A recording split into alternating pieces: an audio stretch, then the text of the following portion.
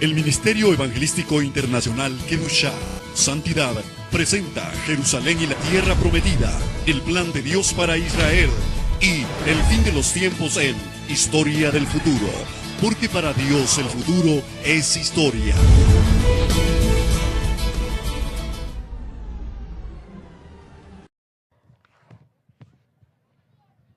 Para mí es un honor una vez más visitar tierra hondureña. Agradezco a Dios que me permite venir una vez más a esta su patria, Honduras. Yo no sé por qué será.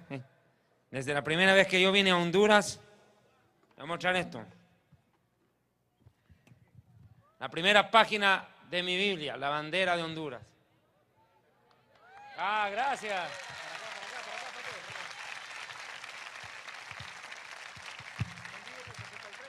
Siempre lo tuve presente.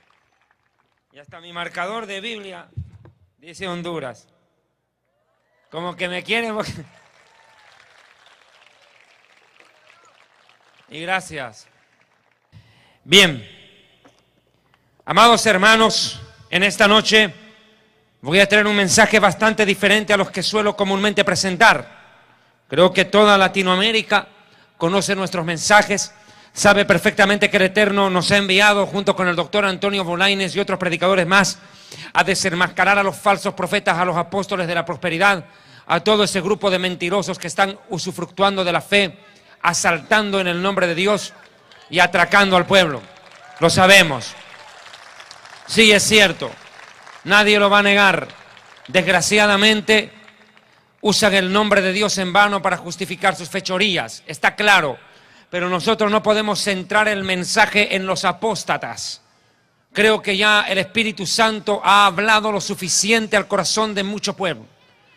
Y los ha hecho conscientes que hay una iglesia falsa que se ha levantado en este tiempo, que es la iglesia apóstata, que se identifica con la iglesia de la Odisea del Apocalipsis, los cuales pronto serán vomitados por tibios y entrarán a la tribulación, pero de cabeza.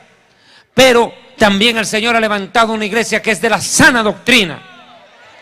Una iglesia que no se ha doblegado ante la apostasía, ante los falsos maestros y los falsos apóstoles de la prosperidad o de la línea de los encuentristas del G12. No importa, la iglesia de la sana doctrina ha tomado fuerza en los últimos meses.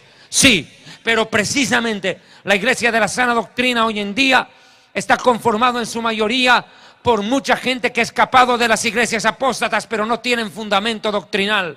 Porque dentro de esas iglesias apóstatas nunca les hablan del arrebatamiento, nunca les hablaron de las diferencias con la segunda venida, nunca les hablaron de un infierno. Es más, hay predicadores apóstatas que dicen que el infierno no existe, como Cash Luna o Maldonado, de cuales nunca hablan del infierno. Pero esta noche voy a traer un mensaje no tanto de defensa de la sana doctrina.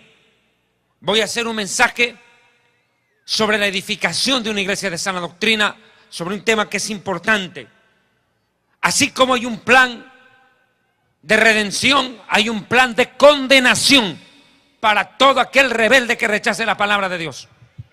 Jesucristo dijo: quien rechaza mis palabras, rechaza a aquel que me envió. Lo digo claro. Y la palabra de Dios es clara y contundente también al decirnos algo que no podemos pasar por alto. Y tenemos que tenerlo siempre en cuenta. Acompáñeme por favor al libro de Juan capítulo 1. Hablando del Mesías, Juan 1:1. En el principio era el verbo y el verbo era con Dios y el verbo era Dios. El verbo es la palabra, el Mesías. Este era en el principio con Dios. Todas las cosas por él fueron hechas y sin él nada de lo que ha sido hecho fue hecho. En él estaba la vida y la vida era la luz de los hombres. La luz en las tinieblas resplandece y las tinieblas no prevalecieron contra ella, contra la luz. Ahora, hermano, esa luz es el Mesías, pero muchos la rechazan, no la aceptan. Y como dijo Jesús, el que está en la vida está en la luz, a la luz viene, pero el que está en tinieblas no viene a la luz, para que no salgan a luz sus obras, porque son malas. Y Jesús también fue claro y contundente cuando dijo en su palabra, textualmente: y todo aquel que creyere será salvo, pero el que no creyere ya ha sido condenado. ¿Cómo así? ¿Existe un lugar de condenación? ¿Realmente existe un lugar de tormento más allá de esta vida? Pues hermanos, esta noche hablaré acerca de la veracidad del infierno. La vida después de la muerte es un tema apasionante, es una parte trascendental de la Biblia. Mis amados hermanos, hermanas, amigos, la Biblia nos habla de muchos temas, de todos en sí, pero también nos habla de la muerte y del origen de ella. El inventor de la palabra muerte fue el mismísimo creador e inventor de la vida, Dios. Fue de la boca de Dios mismo donde por primera vez emergió la palabra muerte. Cuando Dios le dijo a nuestros padres, si comieren de este fruto ciertamente morirán. El autor de la palabra muerte fue el creador de la vida. La muerte. Una palabra a la cual pocos le dan importancia, ni siquiera piensan en ella. Y otros le dan demasiada importancia, tanto que le tienen terror. Lo cierto es de que la muerte comenzó su historia aún dentro de la misma Biblia. A veces los niños le hacen preguntas difíciles a los padres. Un niño de 4 años se acercó y le dijo a su padre: papá, ¿y por qué la gente se muere y desde cuándo es que se mueren? A veces pareciera tan fácil pregunta, ¿va? Pero aunque usted no crea, requiere una explicación, una respuesta bíblica y teológica. El hombre muere desde que se rebeló contra Dios, desde que pecó contra Él. La muerte ingresó a la tierra por consecuencia de la desobediencia y la rebelión. Eso lo sabemos todo. La muerte es una parte del estudio de la Biblia. Se llama la tanatología. La tanatología estudia la vida después de la muerte. La palabra tánatos se traduce como muerte, logos, estudio. Pero en sí, la palabra tánatos tiene más que ver con la palabra desprendimiento, separación, apartar, desprenderse de. La pregunta es, cuando hablamos de la vida después de la muerte y relacionamos con separación, ¿de qué estamos hablando? ¿Separar qué cosa de qué cosa? Pues bien, a la luz de la Biblia, la muerte tiene 2 facetas. La separación de la criatura con su creador produce muerte, porque la paga del pecado es muerte. La consecuencia del pecado es la muerte, la separación espiritual de la criatura con su creador. Y Dios es espíritu. Dios es espíritu. Y si pecamos, quedamos espiritualmente separados de Él. Terrible brecha, abismo que se produce en el momento de la rebelión humana.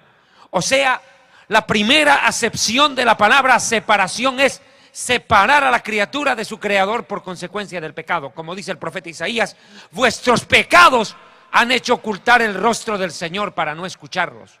Vea usted, separación. Tremendo abismo. Pero también la palabra muerte involucra una separación de lo inmaterial abandonando la materia. Lo inmaterial abandona la... ¿Qué quiero decir con esto? La muerte no se produce cuando el corazón deja de latir, cuando los riñones ya no funcionan o cuando se produce un colapso, un infarto cerebral. No. La muerte no se produce ese momento.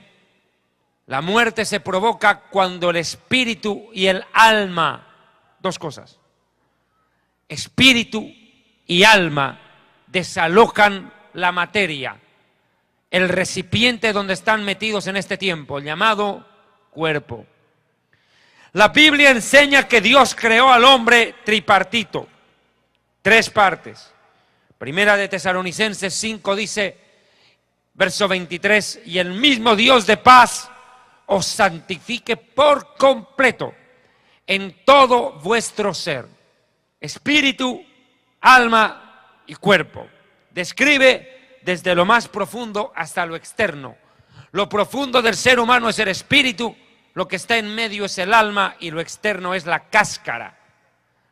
El cuerpo hecho de carne, huesos, tendones, músculos y sangre, piel. Lo cierto es que el alma y el espíritu desalojan el cuerpo en el momento de la muerte. Le repito, la muerte no se provoca cuando el corazón deja de latir, deja de bombear sangre y comienza el proceso de rigidez cadavérica, porque empieza la sangre a coagularse dentro de las venas y en ese momento empieza el proceso de frigidez, de enfriamiento del cadáver ante la falta de circulación sanguínea que le da calor, temperatura al cuerpo. La muerte no es esa, no. La muerte se provoca en el instante mismo en que el alma y el espíritu salen del cuerpo. Ahí. Ahora le explico. En la muerte del Mesías, del Hijo de Dios, se puede ver claramente tres partes: cuerpo, alma y espíritu. Le explico a continuación. Atiéndame bien. El cuerpo va a la tumba, o queda primero colgado en el madero y luego llevado a la tumba. El Señor está hablando y dice: Padre, en tus manos encomiendo mi espíritu. Espíritu al Padre. ¿Y el alma dónde fue? La Biblia dice que descendió hasta las partes más profundas de la tierra. El alma de Jesús descendió, el espíritu fue al Padre y el cuerpo a la tumba, tripartito. Quiero que vaya entendiendo esto. Esta rama de la tanatología o de la vida después de la muerte es un tema demasiado profundo como para detallarlo en una sola prédica. Estoy consciente. A nosotros en la televisión nos ha tocado 9 programas de televisión, 9, cada uno de 1 hora, para explicar un poco de este tema de la vida después de la muerte, que es tan amplio. Pero trataré de hacer un resumen sucinto. Esta rama de la tanatología se divide en 3 partes. La tanatología médica, que es una ciencia, la tanatología forense, que es también otra ciencia, y la tanatología bíblica. Explico la primera y les recomiendo el libro Historia del Futuro, página 268, los que tienen el libro, y me siguen por favor. Es por eso importante el libro para estudiar y profundizar. Hoy en día las librerías cristianas en la gran mayoría están cargadas de pornografía espiritual. A excepción de la Biblia, los diccionarios bíblicos, los pocos comentarios que venden, la mayoría son libros de papel higiénico. Libros de Cash Luna, de Guillermo Maldonado, de Ana Méndez, pura basura. 3 pasos para ser rico, 4 para ser millonario, 5 claves para ser multimillonario, 7 pasos para alcanzar el super éxito. Terrible. Y 9 pasos para declararte megapóstol. Cualquier basura publican. Y eso vende. Y la gente consume esa chatarra espiritual de alimento, esa basura. Pero hay que estudiar palabra de verdad. Alabe a Dios.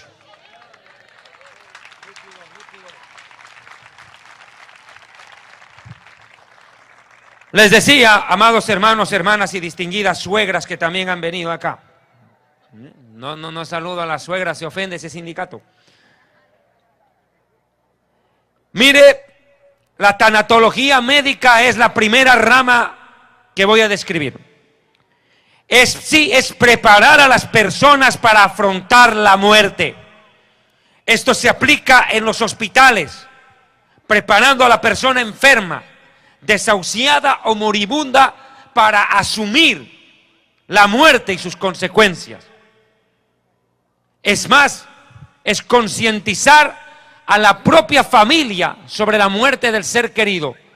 El tema de la muerte es tan delicado que la familia y la persona moribunda necesitan en especial un trato especial, diferente. ¿Por qué? Cuando muere un hijo, imagínese comunicarle a la mamá, decirle: señora, sus 3 hijos venían en un carro y se estrelló contra un camión y se le murieron los 3 hijos. Hasta luego. Usted no puede transmitir una... La pobre señora es capaz de morir de un infarto al saber que sus hijos se le mueren. La ley de la vida dice que los hijos están para enterrar a los padres, pero cuando los padres tienen que enterrar a los hijos, eso no tiene nombre. Y transmitir una noticia de ese calibre necesita indispensablemente que se lo haga con tacto. Preparar a la familia para comunicar la muerte del ser querido, o la imposibilidad de los médicos que con toda la ciencia, la tecnología, no pueden prolongarle la vida al enfermo, al familiar delicado, o decirle en el peor de los casos a una persona: señora, nosotros somos médicos y toda nuestra ciencia es inútil para poderla ayudar. Señora, a usted le quedan solamente unas cuantas horas de vida. ¿Cómo decir eso? La tanatología médica, por ende, prepara al moribundo, al enfermo o al desahuciado y a la familia para asumir la muerte y sus trágicas consecuencias. Hay gente que de tanto sufrimiento, ante la muerte del esposo, ante la muerte de la esposa, el hombre prefiere hasta suicidarse, quitarse la vida, porque haya que ante la muerte del ser querido de la esposa o del esposo, la vida ya no tiene razón de ser y prefieren pegarse un tiro en la cabeza, matarse, suicidarse, lo cual, por cierto, no ayuda en nada a agravar el problema. Pero mire cuán grave puede ser la muerte y sus consecuencias. El dolor puede ser fatídico. Por ende, la tanatología médica es una rama muy estudiada en la ciencia. La segunda ciencia que describo, página 268 del libro Historia del Futuro, que está a su disposición allá, es la tanatología forense. ¿Qué es la tanatología forense? Es el estudio, la determinación por parte de peritos o expertos en medicina legal sobre las razones que llevaron a la muerte, al deceso de determinada persona. Déjeme explicarle esto, como jurista que soy, abogado. Ante la ley, el certificado de defunción tiene una implicancia enorme, porque pone fin a la existencia de la persona. La muerte surte un efecto jurídico legal inmediato, al menos dentro del derecho civil. La muerte de una persona suscita inmediatamente efecto jurídico, porque se tiene que proceder ante la muerte del padre de familia, ante la muerte de la madre o de los dos progenitores. Inmediatamente se abre un capítulo dentro del derecho sucesorio, la herencia. Se mueren los papás en un accidente y los bienes tienen que pasar jurídicamente a manos de los hijos como herencia de la familia. Surte un efecto legal. El certificado de defunción no solo pone fin a la existencia de la persona, sino que suscita un efecto legal entre los herederos. Por eso la ley exige un dictamen escrito del médico forense que explique las consecuencias que provocaron la muerte, el deceso de tal persona, porque inclusive puede ser que la suegra le haya echado cianuro al sancocho del yerno y lo mató. ¿Quién sabe? Ahí hubo un homicidio. Tiene que surtir un efecto legal y la ley necesita imperiosamente: muito obrigado para você, para de sufrir. Un poquito de agüita. Les decía, surte un efecto, porque puede haber un homicidio, un asesinato, un homicidio culposo. La ley tiene que determinar la causa de la muerte de la persona y si hubo un crimen, hacer pagar a quien lo cometió. Y la medicina forense, a través de los médicos legistas, tiene que hacer un estudio. Y ese estudio se llama autopsia.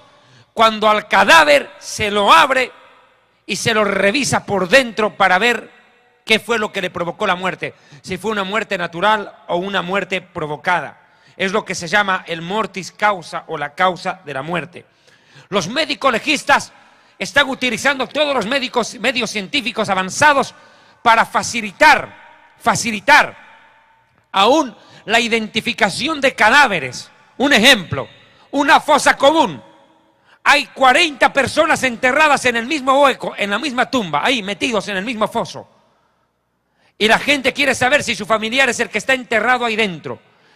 Han pasado 30 años, solamente hay huesos. ¿Qué toca hacer? Ahí se abre un capítulo dentro de una rama científica que ha desarrollado mucho en los últimos años y que a nosotros los abogados nos ha ayudado muchísimo. La deontología forense. ¿Por qué? Porque los dientes pueden ayudar a determinar aún a quién pertenecen los huesos. ¿A quién pertenecen esos huesos? ¿A qué persona pertenecieron? No solamente está la autopsia, está la necropsia, que es otra rama científica, otra fórmula científica. Cuando se ha hecho la autopsia y no hay conformidad de parte del juez, dice esta muerte es rara, y lo que dice el médico forense en autopsia no me convence demasiado. El cadáver ya lleva 4 semanas de enterrado y dice desentierren el cadáver. El juez ordena desenterrar el cadáver, exhumar el cadáver y una nueva autopsia al cadáver, desenterrándole. Esto se llama necropsia. Es un segundo estudio sobre el cadáver para verificar una vez más cuáles fueron las causas de la muerte de esa persona. Vean que la tanatología forense cumple una función preponderante. Involucra la balística, la deontología, la autopsia, la necropsia y todas las ramas que la ciencia está facilitando con su desarrollo para determinar la muerte de una persona. Es más, simplemente este dato, aunque no viene al caso, porque ahorita no estoy dando una clase de derecho civil, pero estoy explicando algo que le puede servir. Por ejemplo, el marido abandona a la mujer, no aparece por 5 años, nadie sabe dónde está, y la madre, con los 3 muchachos, no sabe qué hacer, no sabe nada del marido. Creen que se murió, pero no estaba muerto, andaba de parranda, ahí andaba. Estaba ahí, mijo, dando vueltas, revoloteando ahí con una vieja por allá. Vea, andaba con una vieja en bikini en la playa. No estaba muerto. Y como dicen, el muerto a la tumba y el vivo a la rumba. Ahí anda. Lo cierto, y que el diablo huya. Aleluya, dice que el diablo huya, dice. Y que el marido huya cuando molesta, dice. Pues vea, la desaparición de una persona por un tiempo prolongado debe determinarse la muerte presunta. Se presume, y eso no es que uno presume, es el juez el que dictamina.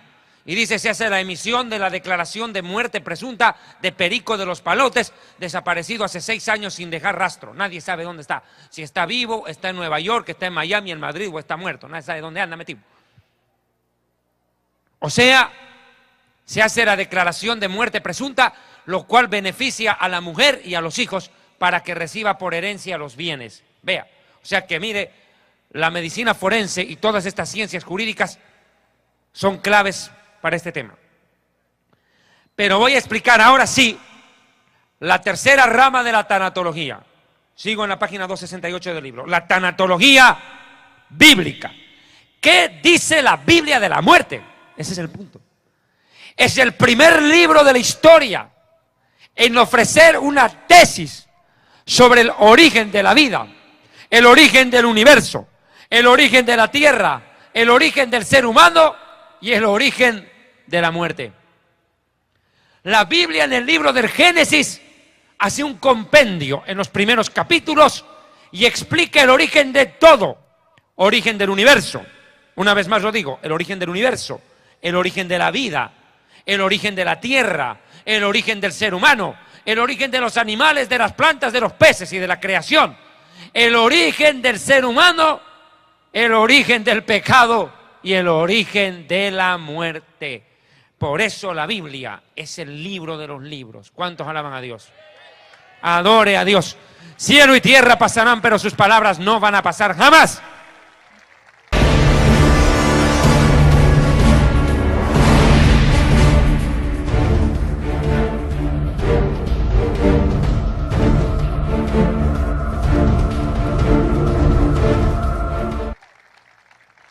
Dios es el primer ser en el universo. El creador de la vida fue el inventor de la palabra muerte, como lo he dicho. Génesis 2, 16, 17. Y mandó Adonai Dios al hombre diciendo: de todo árbol del huerto podrás comer, mas del árbol de la ciencia de lo bueno y de lo malo no comerás, porque el día que de él comieres, ciertamente vas a morir. Bueno, ¿y qué pasó con el ser humano? Instigado por la serpiente, comió. Génesis 3, 4, 5. Entonces la serpiente le dijo a la mujer: no vas a morir, come nomás, porque Dios sabe que el día que comas, se te van a abrir los sentidos, se te van a abrir los ojos, y te vas a convertir, serás Dios, serás como Dios, de igual a Dios, y vas a conocer lo bueno y lo malo. No está tan mal las situaciones, prueba nomás. Lo que Dios no quiere es competencia. Dios te ha prohibido que comas porque sabe que si comes te vuelves como Él y le haces la competencia. Dios por envidioso no te deja comer. Come nomás, no le hagas caso a Dios. Sí, vas a conocer el bien y el mal, pero si lo conoces vas a ser como Él. Por eso es que no quiere que comas. Dios por envidioso no te quiere dar, porque Él nomás quiere ser el jefe. Entonces, ¿qué hace Eva? Cae. Javá en hebreo. Javá, Eva come y luego le da al marido y arrastra la muerte espiritual a la humanidad entera. O sea, la muerte entra por medio de la mujer. Ahora, Génesis 5, 5. Y fueron todos los días que Adán vivió 930 años y murió. 930 años y murió. Aquí viene la pregunta. Dios le dijo: el día que comas de este árbol ciertamente morirás. ¿Y cómo así que no murió? Todavía llegó a vivir a los 930 años. ¿Qué pasó? ¿Por qué no se murió? Ahí está lo que les decía en un momento anterior. La muerte espiritual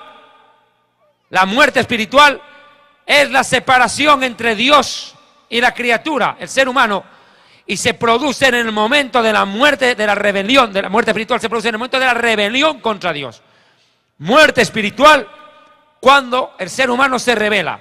¿Adán murió? Sí y no. Sí, murió espiritualmente, no físicamente. ¿Cuándo muere físicamente? 930 años después de haber pecado. Vivió casi 1000 años Adán en esa condición, caído. Por eso dice la palabra: por tanto, como el pecado entró en el mundo por un hombre, Adán, por el pecado la muerte, así la muerte pasó a todos los humanos por cuanto todos pecaron. Pero bueno, ahora aquí viene el proceso de la redención y todo ello. Mire, página 269. Si el ser humano fue creado espíritu, alma y cuerpo, se entiende que al producirse la muerte tiene que surtir efectos sobre las tres partes: el espíritu, el alma y el cuerpo. ¿Cómo demostramos nosotros que el alma y el espíritu desalojan el cuerpo cuando se produce la muerte? Pues vamos a la bendita, eterna palabra de Dios. Santiago 2:26, en el libro, página 269, ahí lo tiene a mano, porque hay unos hermanos que no pueden encontrar ni el libro de Géminis en la Biblia. Sí, una vez le preguntaron a una hermana: hermana, ¿cuál es el primer libro de la Biblia? Géminis, dijo. Estaba pensando en su horóscopo. Hermana suegra, ¿qué son las epístolas? Las esposas de los apóstoles, dijo. Terrible. A otro más analfabeto bíblico le dijeron cómo se llama el segundo libro de la Biblia. Séxodo, dijo. Terrible. Atroz, qué ignorancia. Por eso, para que quieran, el versículo está ahí a mano, para que sigan nomás la lectura. Santiago 2:26. La muerte es la separación del espíritu y el alma desalojando el cuerpo. Santiago 2:26 dice: porque como el cuerpo sin espíritu está muerto, así la fe sin obras también está muerta. Vea que el cuerpo sin espíritu está muerto. La muerte se produce cuando el espíritu desalojó el cuerpo. Jesús está muriendo en la cruz. Entregó el espíritu, murió. El espíritu salió.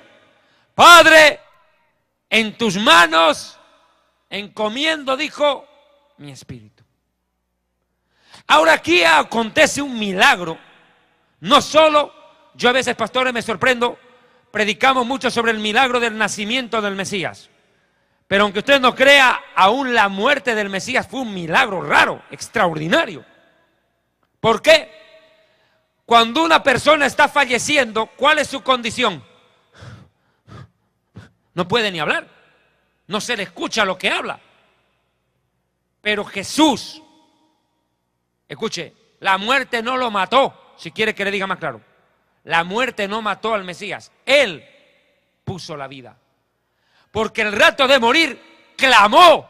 ¿Cuándo escuchaba usted a un muerto gritar de esa manera? ¡Padre! ¡Eli! ¡Eli! ¡Lama sabactani! Gritó. Después de cuántas horas de agonía. Gritó y todos lo escucharon.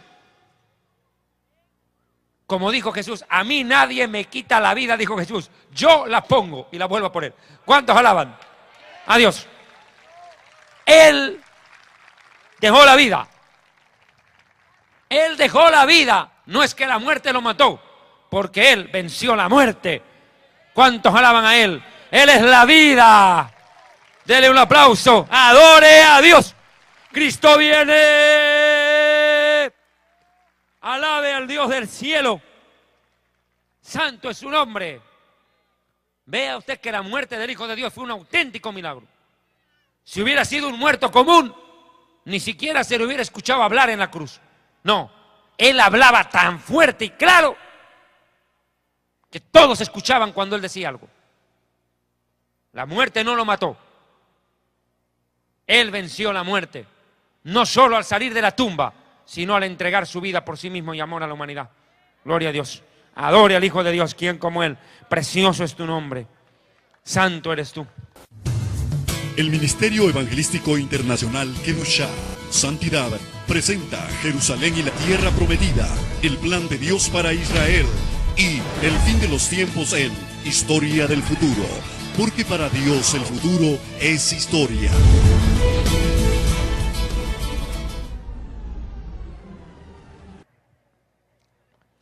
Ahora, no solo es el espíritu que desaloja el cuerpo.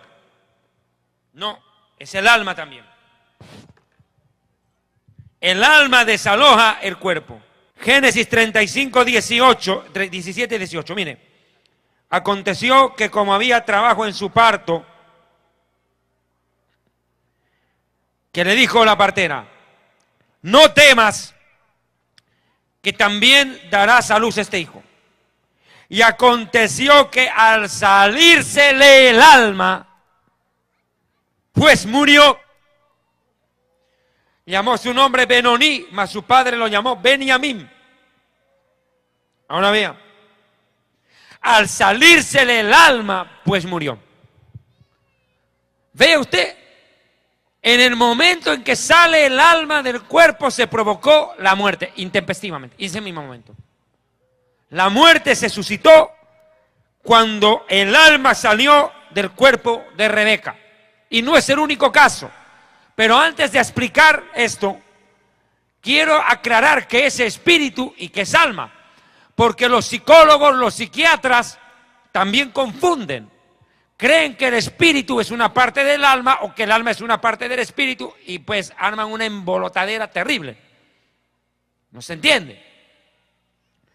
El alma no es el espíritu. El espíritu tiene tres partes. Intuición es una de ellas. Comunión y conciencia. La intuición, la comunión y la conciencia son parte del espíritu. Una madre está sentada. De pronto, ¡ay, mi hija! Y no sabe qué pasó. Algo ha pasado con mi hija. Y su hija vive en otro país. ¿Qué fue eso? Eso no fue superstición. La hija salió de su vientre, tiene parte de ella. Por eso siente. La intuición. Intuye el peligro. Hija, no te cases con ese sinvergüenza, dice la suegra. Intuye. Intuición. 2. La conciencia es parte del espíritu, no del alma. La conciencia es el parlante de Dios en nuestro corazón. Cuando Dios habla, no habla con nuestra alma, porque nuestra alma es de naturaleza caída, rebelde contra Dios. Cuando una persona es inconversa o atea, obedece a su alma pero no a su espíritu, no hace caso a la conciencia. En cambio, el creyente nacido de nuevo, nació por agua del espíritu, y el espíritu revive, y ahora es la conciencia la que maneja al alma, no el alma a la conciencia. ¿Me entendió? Por eso dice que el espíritu y la carne pelean, y cuando dice la carne no está hablando del cuerpo, sino del alma. Es el espíritu contra el alma que batallan. El alma quiere hacer lo que le da la gana, pero el espíritu le frena.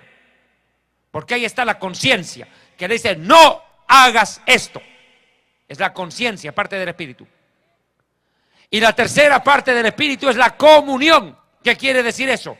Mi capacidad de relacionarme con Dios y escucharle. ¿Me dejo entender? La comunión despierta cuando una persona nace de nuevo y se convierte. Mientras tanto, no. Un católico y un evangélico se encuentran. El católico le dice al evangélico, oremos juntos. Y el evangélico le dice al católico, no hay problema, el problema es a quién escucha a Dios y a quién le responde. Claro, Dios responde al que tiene comunión con Él. Lógico. Al que tiene comunión con Él. El Señor dijo, clama a mí, yo te responderé. Y mis ovejas oyen mi voz. Vea, es comunión. ¿Cuántos alaban a Dios? Denle un aplauso fuerte.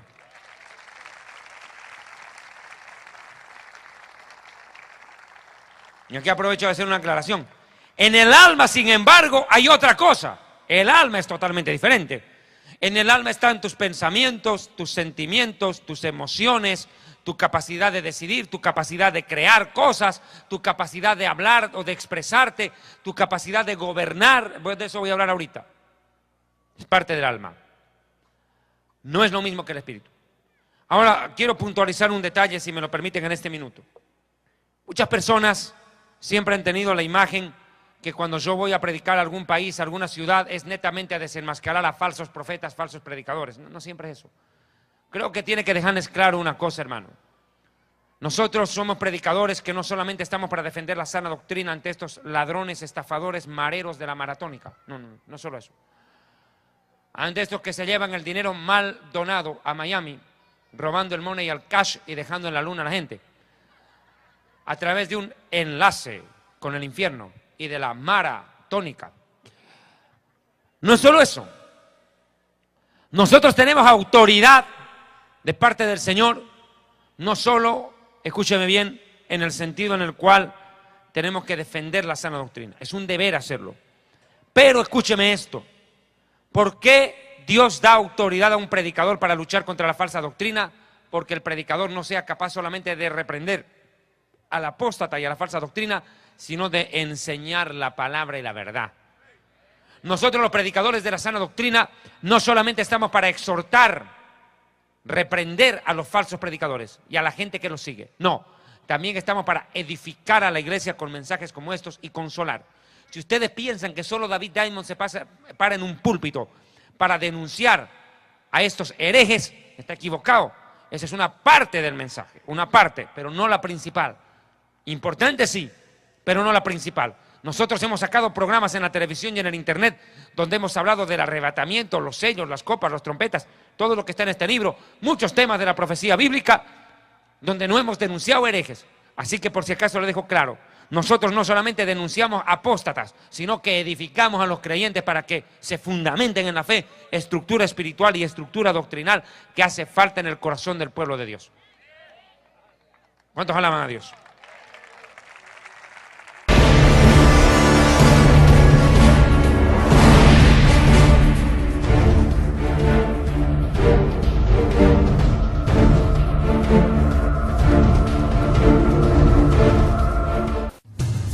El Ministerio Evangelístico Internacional Kedushá, Santidad, presenta Jerusalén y la Tierra Prometida, el plan de Dios para Israel y el fin de los tiempos en Historia del Futuro, porque para Dios el futuro es historia.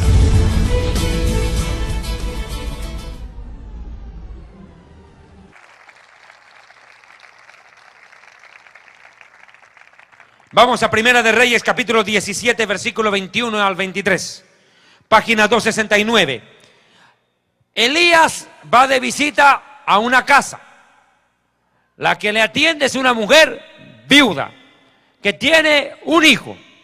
Llega el profeta y se armó no la fiesta, sino el velorio. Se le muere el hijo a la pobre viuda. Qué terrible. Ya me imagino la cara de la viuda decir, traigo al profeta y encima se me muere el hijo. Comenzó el problema. Pero ¿qué hace el profeta? Hombre de Dios, Elías. Primera de Reyes, capítulo 17, 21 al 23. Y se tendió sobre el niño 3 veces, sobre el niño muerto. Y clamó al Eterno y le dijo, Eterno Dios mío, te ruego que hagas volver el alma de este niño a él. Se había ido el alma. Y el Eterno oyó la voz de Elías, y el alma del niño regresó a él, y revivió. O sea, una vez más comprobamos que el alma sale del cuerpo o regresa. Y ahí se produce la resurrección o revivir. Escuche, algunas sectas en el Oriente lejano enseñan la reencarnación. Usted no puede comer una vaca porque es una vaca sagrada. Puede ser que su tía se está reencarnando ahí dentro. Pero eso creen. Que hay una persona que está en reencarnación. Se murió y como tiene que seguir viviendo por muchas vidas más, se reencarna en una vaca. Quién sabe, en un zancudo y lo fumiga y ¡pum! Interrumpe la reencarnación. Terrible. Ridiculez. La Biblia dice está establecido para los hombres que vivan una sola vez. Hebreos 9:27. Una sola vez, salvo contadas excepciones como Lázaro, que volvió 2 veces a la vida. O acá este niño se murió y volvió a la vida. Son la excepción, no la regla. Lo común es que uno se muere y se vaya a la tumba. Chao. No lo van a ir a sacar todos los días de ahí. Ahora miren. Acá el alma vuelve al niño, al cuerpo del niño, y revive. Y Elías, tomando al niño, luego lo trajo del aposento a la casa y lo entregó a su madre y le dijo, mira, aquí está tu hijo, vive, ya, se acabó. O Yeshua, Jesús, cuando entró a esa casa y dijo, Talitá cumí, muchacha, levántate, le dice. Y la niña revivió. Ahí está claro, eso es resurrección. O cuando Pablo estaba predicando tan largo que uno de esos hermanitos dormilones de los que nunca faltan y vienen a roncar al culto, ¡pum!, se tiró del 2º piso por la ventana por roncar. Con eso nunca más se ha debido dormir en una prédica. Se murió. Más bien estaba el apóstol Pablo, fue, oró y volvió a la vida. ¿Cuántos alaban a Dios? Alabe a Dios.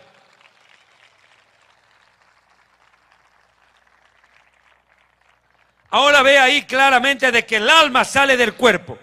¿Por qué estoy tocando este tema con tanto énfasis? Y yo no sé, no creo que yo alcance a terminar esta prédica honestamente. A lo mejor mañana voy a tener que continuar en otro lugar donde me toca predicar el mismo mensaje. No el mismo, sino la continuación, porque hay muchos temas que tal vez no alcance a desarrollar. Pero atiéndame.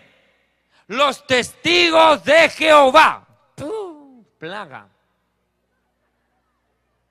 Tremendos. Ellos creen que el alma muere con el cuerpo. Ellos creen en la mortalidad del alma, que el alma muere con el cuerpo. Que todo se acabó en la tumba, que aquí se acabó todo. Terrible. Ellos dicen no, no hay infierno.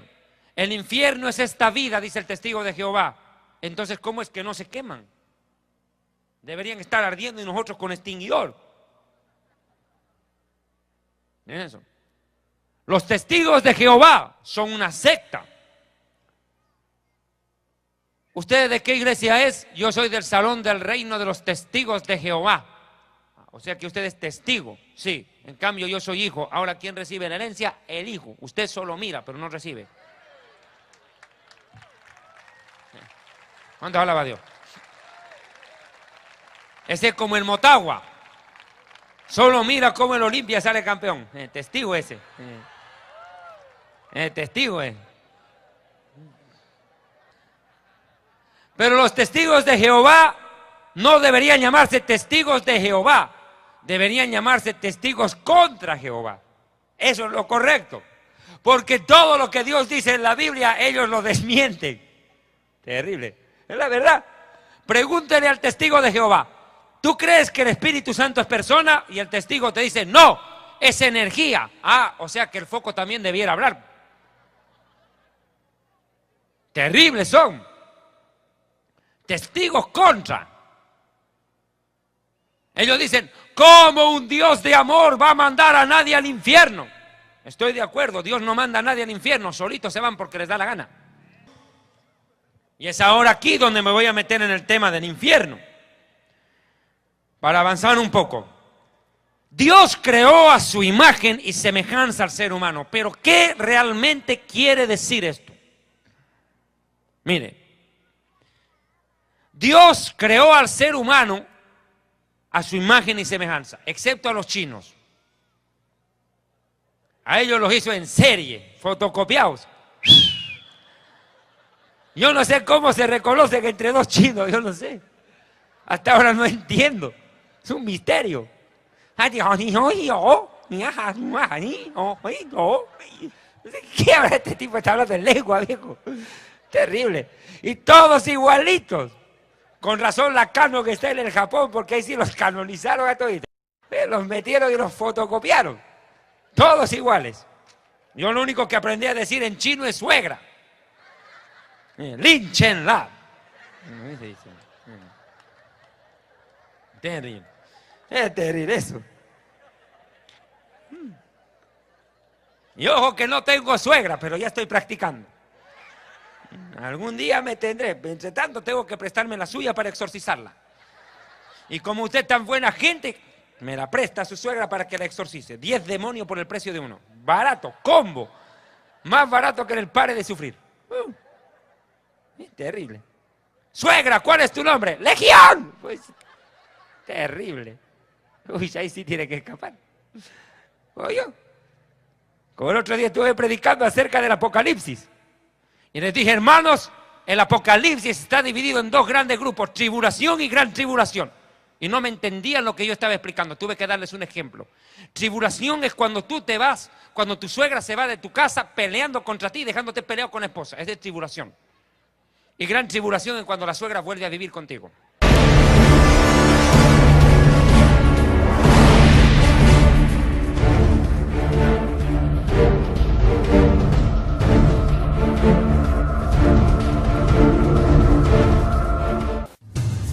El Ministerio Evangelístico Internacional Kedushá, Santidad, presenta Jerusalén y la Tierra Prometida, el plan de Dios para Israel y el fin de los tiempos en Historia del Futuro, porque para Dios el futuro es historia.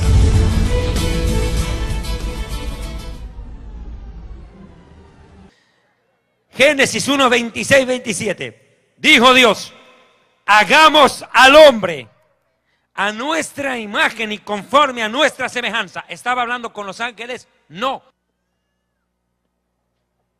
Y señoree, gobierne, quiere decir, en los peces del mar, aves del cielo, en las bestias y en toda la tierra, y en todo animal que se arrastra sobre la tierra, es decir, la víbora. Y creó Dios al hombre a su imagen, a imagen de Dios los creó, varón y hembra los creó. Vea, imagen y semejanza. ¿Qué quiere decir esto? Aquí viene un tremendo enredo.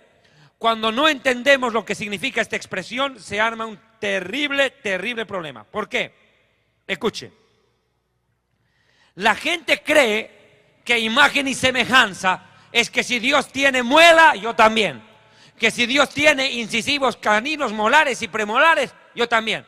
Que si Dios tiene paladar, yo también. Que si Dios tiene uña con mugre, yo también. No, pues. ¿Verdad? Pestañas, párpados, no, nada que ver. Mire, hay 4 palabras hebreas, página 270 del libro Historia del Futuro. Corra para el libro. Ahí está explicado todo. Toar significa aspecto físico externo. O sea, que si Dios tiene orejas, pies, ojos, manos, dedos, dientes. Nosotros también. Eso no es. No es Togar. Otros dicen Tafnit, configuración material. Estoy hablando términos hebreos para que usted me entienda. Tampoco. No es que Dios tiene carne, huesos y piel y por ende nosotros carne, huesos y piel. No, eso no es la imagen y semejanza. Porque Dios no tiene cuerpo, Dios es espíritu. No es cuerpo. Que tomó cuerpo, sí. Pero no es que es cuerpo. Jesús mismo dijo, Dios es espíritu. Pero hay dos palabras hebreas que sí son las correctas. Las que aparecen en Génesis 1, 26, 27. Tselem y Demut, que significan forma e imagen, pero espiritual, no física, no palpable.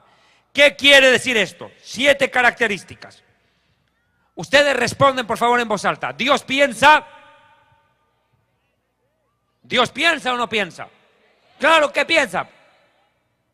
El hombre también. ¿Dios siente? El hombre también. Dios siente odio contra el pecado, ama al pecador. El ser humano siente amor, cariño, tristeza, sentimos. Dios decide. El hombre también tiene capacidad de decisión. Dios puede crear. Claro, Él es creador. Nosotros no. Nosotros somos creativos, no creadores. ¿Cómo es eso? Claro, Dios crea de la nada, nosotros creamos de lo que Dios ya ha creado.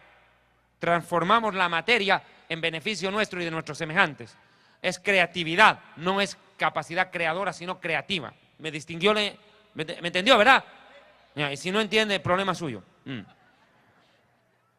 Dios se expresa, claro, el hombre también, a través de palabras, de gestos, de distintas circunstancias, transmite lo que hay en su mundo interno, el hombre también. Dios gobierna, claro, Él es rey, por naturaleza Él es rey. El hombre también gobierna. Gobierna su propia vida, gobierna su familia y gobierna la sociedad, pero no gobierna a Dios. Nosotros no lo gobernamos a Él.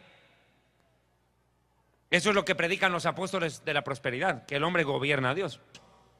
Yo decreto este día, yo declaro, yo digo. ¿Y quién te crees tú? Yo decreto que está sano. Y Dios dice, yo he decretado que se muere. ¿Y qué? Yo decreto. Quiero hacer una aclaración. Los decretos no lo hace el predicador, lo hace el rey. Y la Biblia dice, guardaréis mis estatutos, mandamientos y decretos. Sus decretos ya están en la Biblia, mi amigo.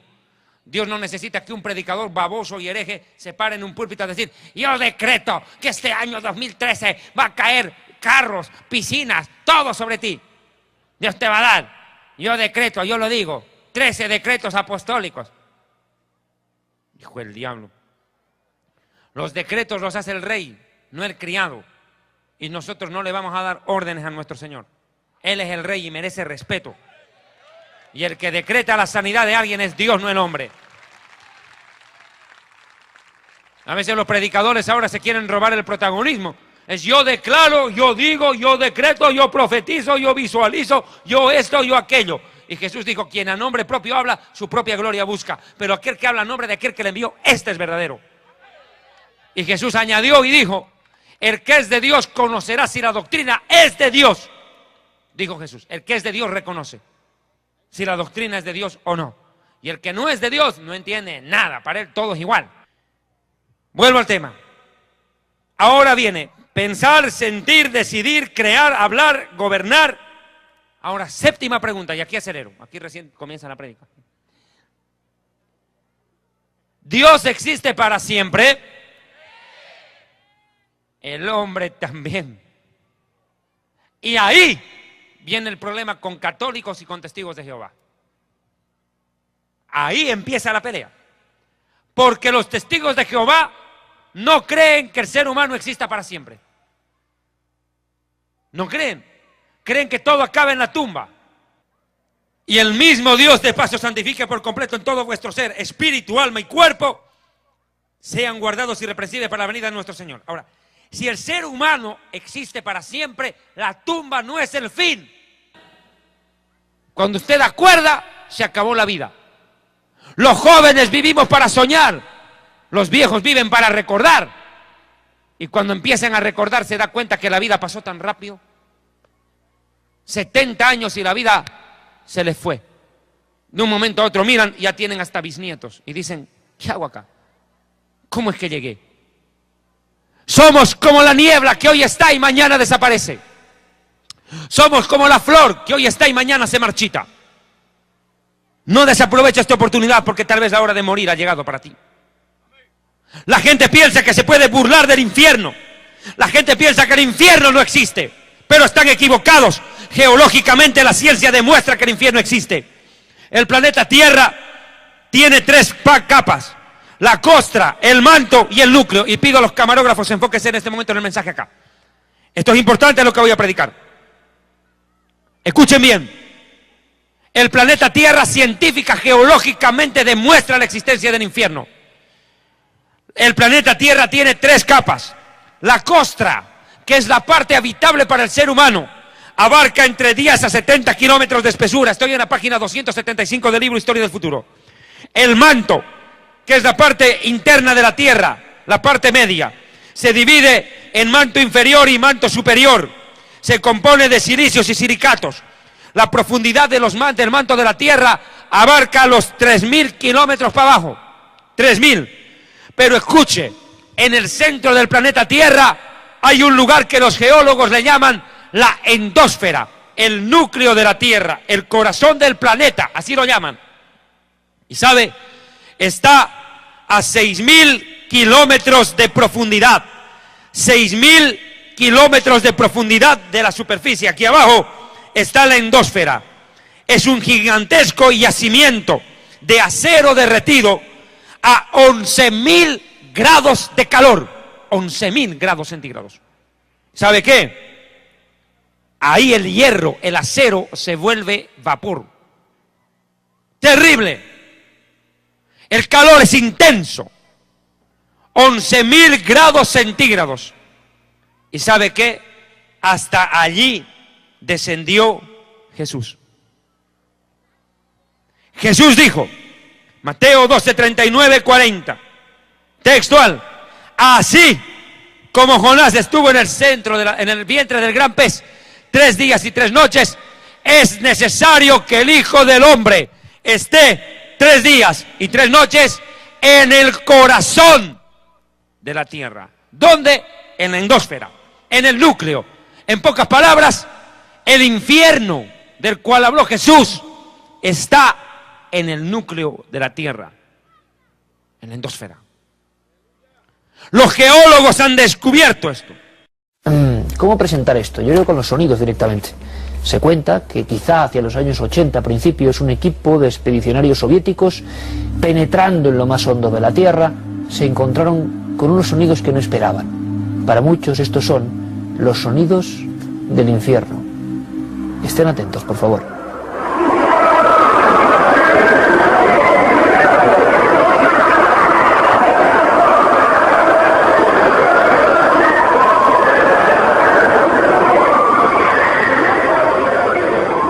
Estos son los sonidos del infierno, por lo menos es lo que se ha publicado. Que un grupo de investigadores en una zona inhóspita de Siberia penetró con sus perforadoras y, según declaraciones de un tal doctor Azakov, y esto se publicó en Medio Mundo, a unos 14,4 kilómetros, estoy dando los datos concretos, repito, que se hicieron públicos en su momento. Esto se ha convertido, la historia de ese equipo de investigadores en Siberia, en la época, digámoslo así, del muro de Berlín, en algo absolutamente legendario. Para la inmensa mayoría de personas, mito del área de Internet. Ni hubo equipo, ni existe ese pozo tan profundo, evidentemente, y mucho menos se grabó. Y claro, yo sabía que un buen amigo de este programa, el jefe de Ciencia y Tecnología del diario ABC, José Manuel Nieves, sabía más cosas. Cosas increíbles, que les van a sorprender. José Manuel, como siempre, buenas noches. Buenas noches, Iker. Esta historia, lo hablamos tú y yo muchas veces, ¿verdad? Es difícil de superar en cuanto a todo el componente cinematográfico, sí, casi que tiene, ¿verdad? Parece un guión hecho, es profeso para ser llevado al cine o algo así, sí. Y un guión que yo creo, José Manuel, que además tuvo mucho impacto y lo sigue teniendo. Porque para mucha gente, y esto es lo importante, esos sonidos que ahora vamos a analizar se convirtieron en una causa de fe. Sí, sí, absolutamente. Lo que pasa es que, como pasa con todas las cosas, ten en cuenta que estos sonidos fueron grabados hace casi 40 años. El experimento científico, o el trabajo científico al que hacías referencia, es real. Claro, esa es la primera, que yo creo que ya me quedé aquí diciendo, ¿cómo, José Manuel, que no es leyenda urbana, que no se lo han inventado unos tipos? No. No, lo que es real y forma parte de un proyecto ambiciosísimo que se hizo en la antigua Unión Soviética. Sabes que los soviéticos se caracterizaban por hacer proyectos majestuosos, muy grandes, y desviaban ríos y colocaban, ahora este lago me lo llevo a otro lado. Bueno, pues uno de estos grandísimos proyectos de la Unión Soviética querían perforar la corteza terrestre. ¿Con qué objetivo? Ni más ni menos. Pues para hacer estudios geológicos, querían llegar concretamente. La corteza terrestre es una capa muy delgadita, pero que tiene entre 35 y 70 kilómetros de espesor según las zonas del mundo, ¿no? Entonces, en la península de Kola, en Siberia, el espesor de la corteza es de 35 kilómetros. Entonces ellos querían perforarla completamente para llegar hasta el manto terrestre. Es una zona de transición entre donde se acaba la corteza y empieza el manto, que se llama Mojo. Es un diminutivo de la zona de Mohorovicic, que se llama Mojo. No lo consiguieron porque se encontraron con dificultades técnicas a bastante menos profundidad de 35 kilómetros, ¿no? A 12 kilómetros y 300 metros, una cosa así, tuvieron que dejarlo. Pero una cosa, José Manuel, que esto es muy importante, y Dime. me gustaría más que viéramos alguna imagen. Este lugar existe y este proyecto es real, y esto pasó de verdad. Ahora vamos a ver qué son las voces.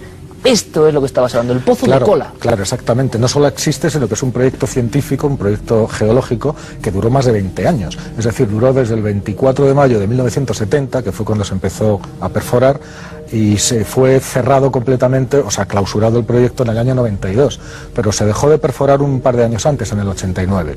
Y ya te digo, a la profundidad que antes hemos dicho, ¿no? A 12.260 Es una barbaridad, es mucho más del Everest hacia abajo, ¿no? Claro, no, de hecho, es la mayor perforación que se ha hecho hasta día de hoy. Es decir, aunque hayan pasado 40 años, no se ha conseguido llegar más abajo, perforando. Y tenemos las perforadoras, me gustaría que viéramos algún detalle de esos gigantescos taladros. Entonces la historia es que este equipo existe, al parecer alguien es indiscreto en aquella época. La historia, creía mucha gente que era del año 90, 91, se hace pública en internet en el 95. Eso es una perforadora, claro. Efectivamente. ¿Esto qué es? Esto es un taladro, esto es una broca con una serie de taladros con puntas de diamante que se utilizan para perforar las rocas. Son parecidas a las tuneladoras que hacen los túneles del metro, ¿no? Lo que pasa es que esto es hacia abajo. Y claro, imagínate bajar eso más de 12 kilómetros. Perforando continuamente, ¿no? Grabaciones geológicas son bastante comunes, se hacen muchas veces. De hecho, hay grupos en Japón y grupos en Estados Unidos que utilizan las grabaciones para, digamos, escuchar el sonido de las placas tectónicas, ¿sabes?, sobre las que están los continentes, porque toda la corteza terrestre está rota en distintas placas que se mueven e interaccionan entre sí. Es decir, se chocan, se rozan, y se genera un sonido, se superponen, claro. Entonces, esos sonidos, lo que están intentando es ser capaces, a partir del sonido, de predecir los terremotos. Luego está el tema de por qué se pararon las excavaciones, las perforaciones. Entonces, hay dos versiones. La versión científica y técnica, que es la que yo puedo aportar. La cuestión es que se encontraron con casi el doble de la temperatura que ellos pensaban encontrarse a esas profundidades, y los instrumentos sencillamente no aguantaban. Claro. Entonces hubo un momento que intentaron lo que pudieron y tuvieron que suspender porque no les aguantaban los instrumentos, tuvieron que parar, y pararon a esa profundidad. Y luego surge la leyenda, ¿no? Y luego está la leyenda. Entonces, según la leyenda, que además fue difundida por algunos de los geólogos, como este doctor que tú citabas antes, dijeron que no, que el motivo no había sido ese, que no había sido un motivo técnico, y no es más que el proyecto original de la Unión Soviética no era perforar la corteza terrestre, como de hecho era, sino buscar el infierno, o sea, encontrar una prueba imagínate los soviéticos buscando el infierno. Bueno, pues se llegó a decir incluso eso, ¿no? Y que no solamente lo habían intentado, sino que lo habían conseguido.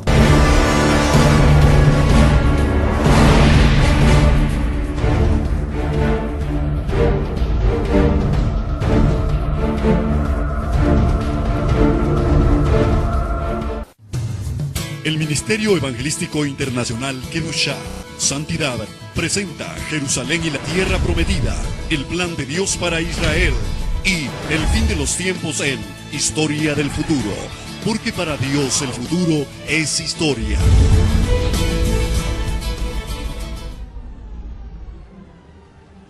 Donde los científicos españoles hablan y demuestran la creencia en la existencia del infierno, y son ateos, y dicen que existe.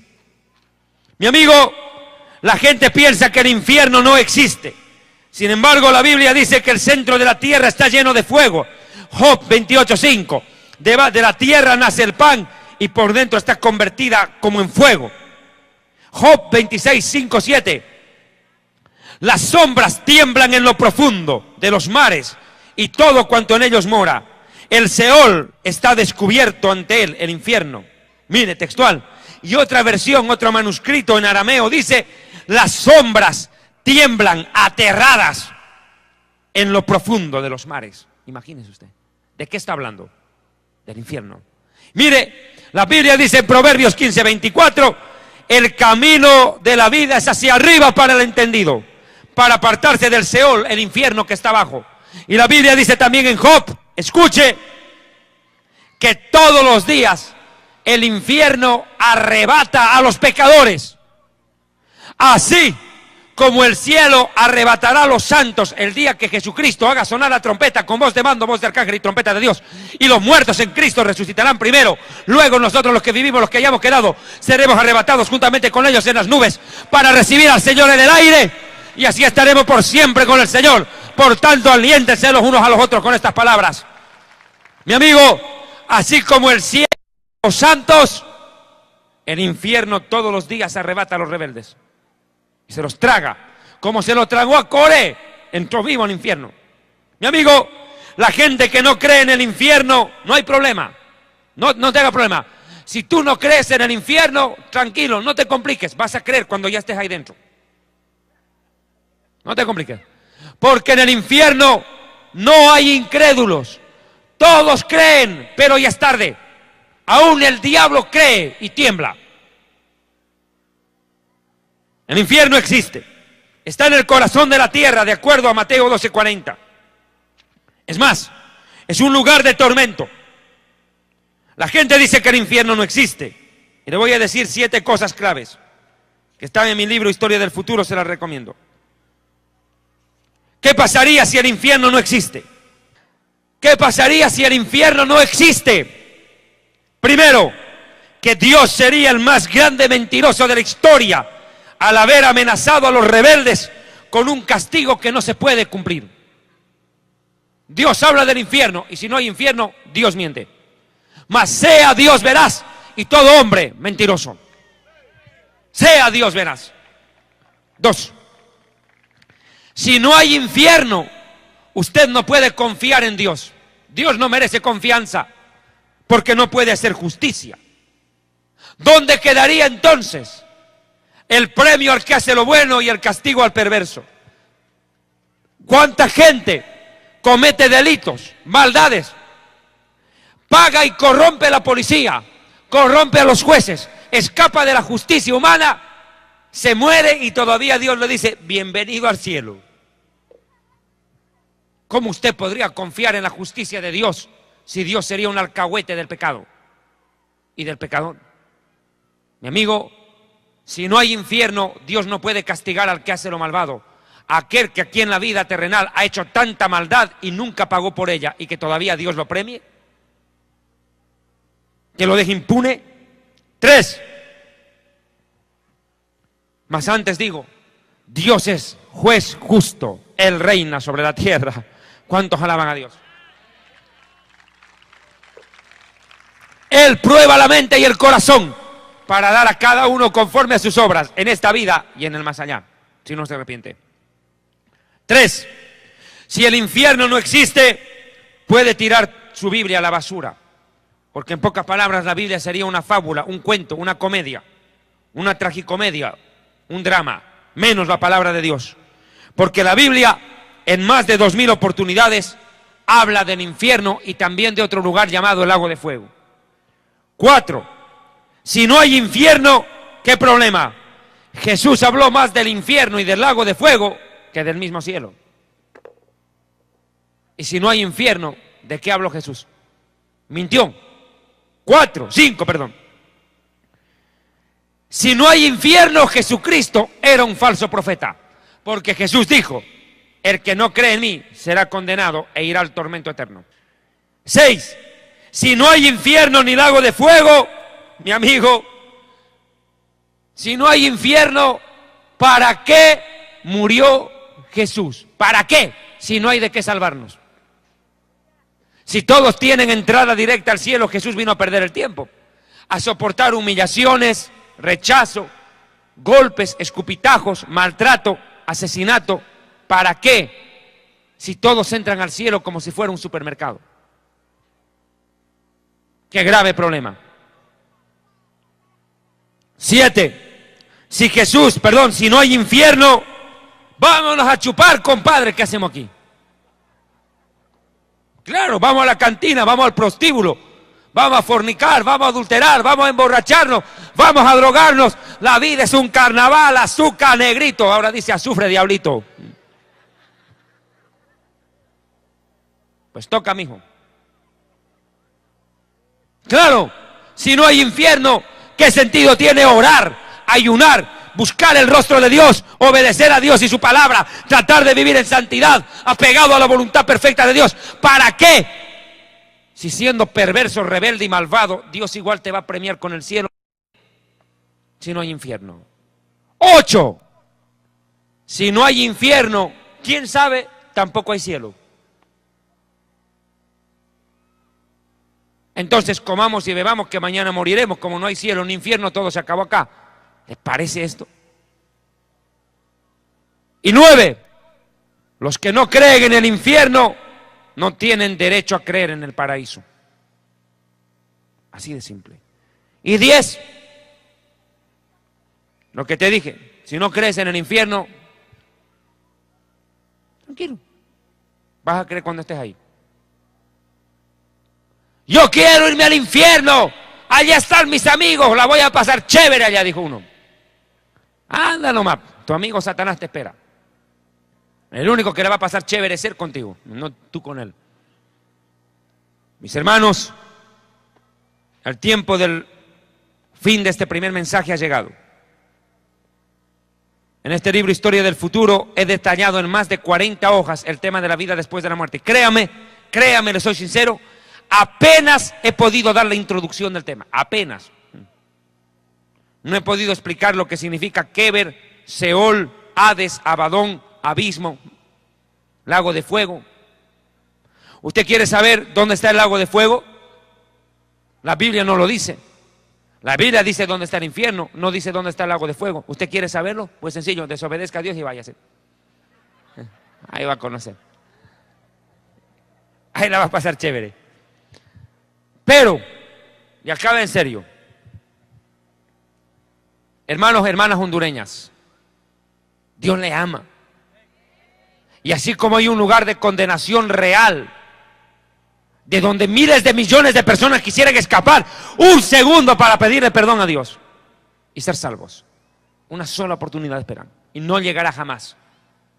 Hoy Dios te da la oportunidad aquí, en vida, porque la cosa es aquí, mijito, de que seas salvo, que seas salvo, porque la paga del pecado es muerte, mas la dádiva de Dios es vida eterna en Cristo Jesús.